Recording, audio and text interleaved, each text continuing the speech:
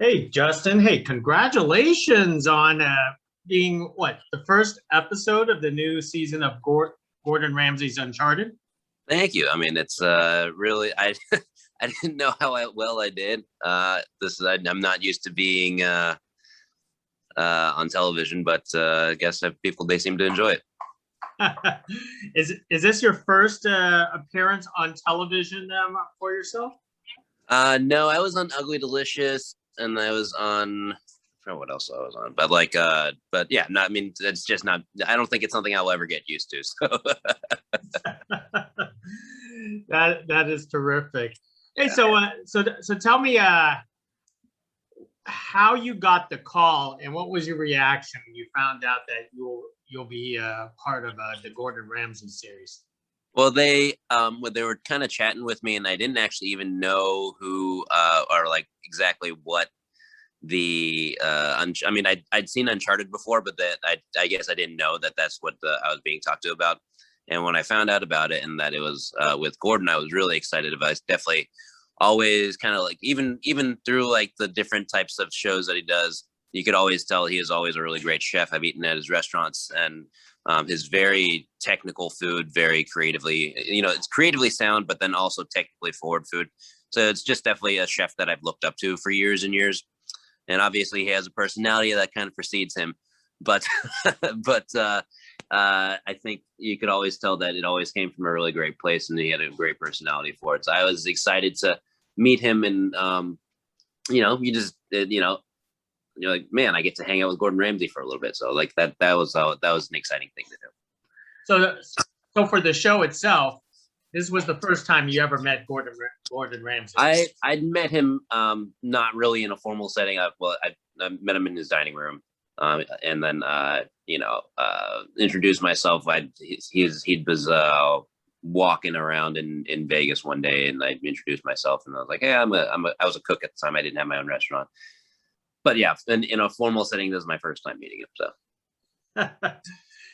and I'm reassured that he's really nice in real life. Nothing. No, he's very, very nice, extremely professional. Obviously a great business person, a great chef. So terrific. Now, how does this Gordon Ramsay challenge actually work when he actually visits? Was it your state of Texas? Mm-hmm. Right. From my understanding, for the first episode, do you come up with the dish, or does the producers come up with the dish?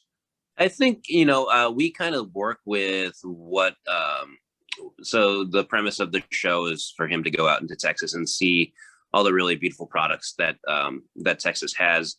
I come up with the dishes that that I want to present, and there's 3 of them, and I try to just choose things that are very representative of the ingredients and the people that are here, and a little bit of representative of me, just because try to make sure that people watch the show and they think of a Texas chef. I don't imagine that they think of me immediately. And so I think that it's important to show a strong amount of diversity in the state, and I think a strong amount of culture, which is really important to the state of Texas, I think. And I think that it was finding food that both spoke to me and then was a good representation of who we are as chefs in Texas, and the ingredients that we use in Texas was very important as well. Now, before we actually talk about the specific dish that you introduced on the show, give some of us viewers a little bit of background of your Texas cooking, because obviously you stated a lot of people wouldn't figure what kind of cooking was that. Yeah. So, I mean, I'm classically trained in French cooking, but I grew up cooking in Texas and then came back and opened up my first restaurant in Texas, in Houston. And so that, the very Southern, very Gulf focused and hill country focused ingredients are very prevalent in the cuisine.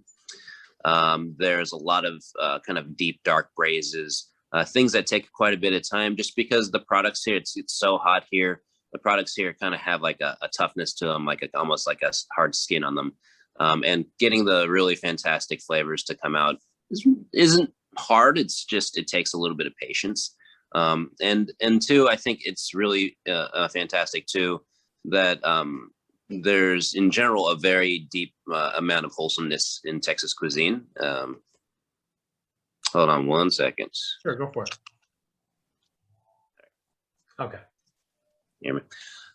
There's like a kind of like a deep amount of wholesomeness to it, and even in the higher end dining, the goal is for a level of comfort. And I think that's really exciting as far as Texas cuisine is concerned. And then there's a strong sense of cultural identity there. We have a big mix of cultures. So anything from our borders down to Mexico to the amount of Vietnamese refugees that came here. And there's a lot of Czech and Polish people that settled here from a long time ago. And it's really exciting to see all those cultures meld.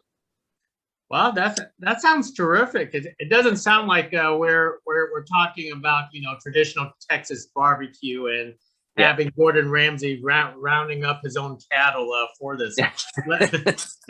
So what dish did you actually end up choosing for him to be challenged with? I think so. We cooked basically 3 dishes using ingredients that he went and saw. So there was a beef. There's beef. There's rattlesnake.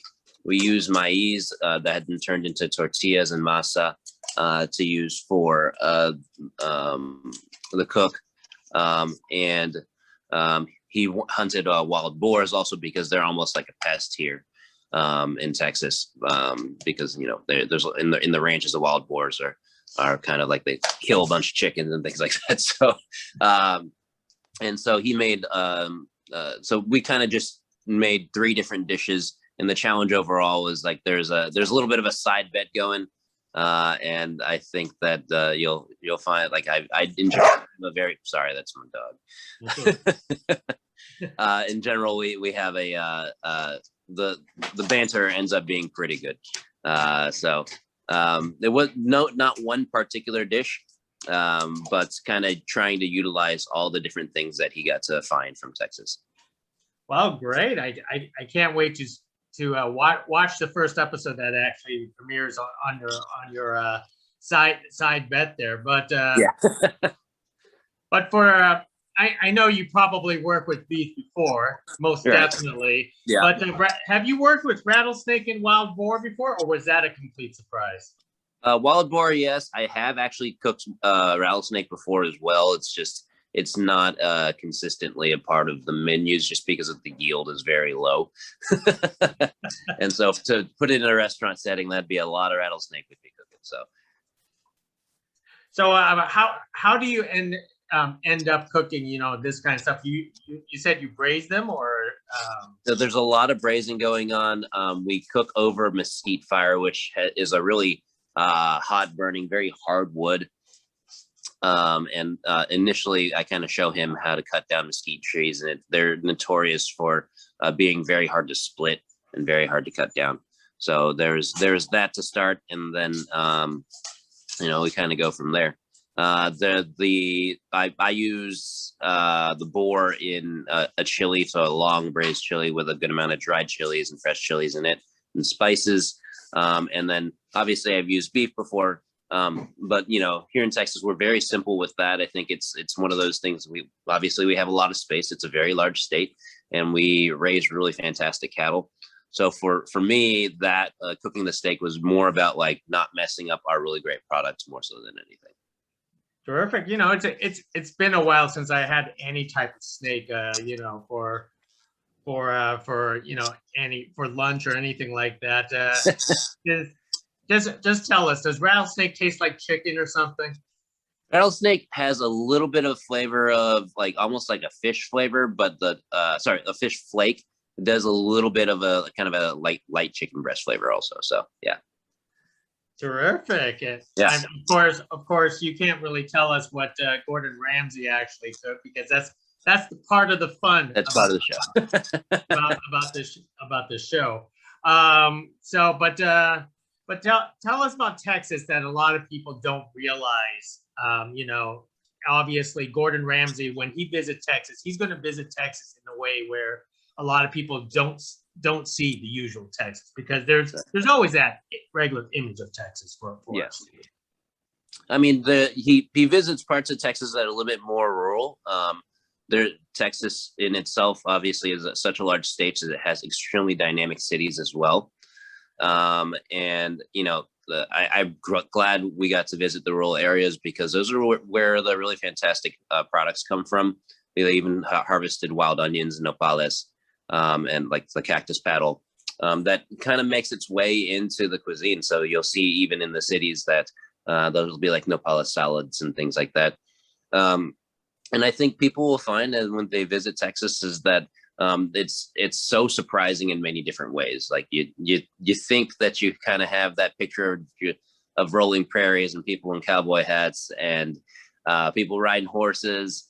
And while some of that happens, there is so much else going on, and there's great art, great culture, great eating everywhere.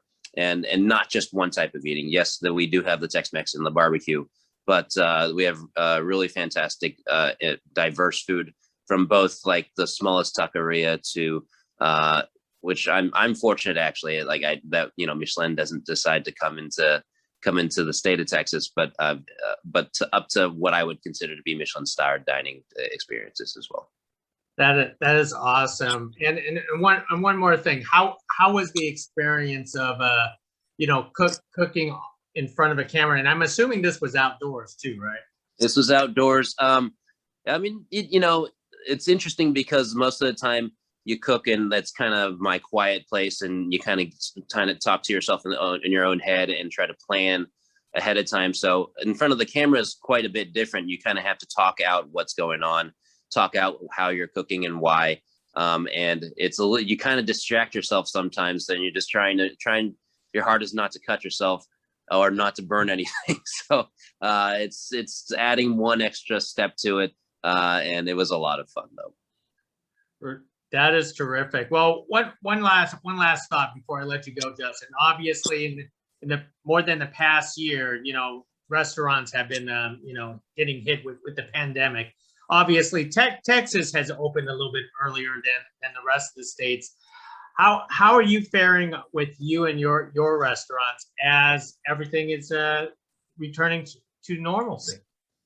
Well, I mean, I guess the reasons why, a lot of us love visiting kind of the larger cities or the more dense cities is probably the same reason why we have opened up a little bit faster. We just have quite a bit more space, so we don't rely as heavily on the metro or public transportation. I think that definitely helps slow the spread.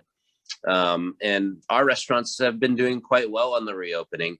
We've kind of taken our time, even though the government has kind of allowed for the open to happen a little bit faster than I think that we were comfortable with. We've taken our time. But the response has been really fantastic. Our guests have been mostly really take to our goal is always to make sure that both the guests feel safe, but also most importantly, our staff feels safe being at work. And I think people are really excited for the reopening to happen. And we lost one business, and it was our newest one and the one that needed the most amount of people. And it's extremely unfortunate, but I think that we'll rebound very well. And I think people are really excited to continue to see creative ways of eating and dining and drinking. So that is awesome to hear. Well, hey Justin, thank you for this conversation. I can't wait to watch the first episode of season 3. Yeah, well, I'm excited to see it. and not only that, when I actually swing by Texas, I'm definitely coming to your restaurants. And thank you so much. We'd love to have you. Terrific. Thank you very much. Appreciate it. Thank you, Edward.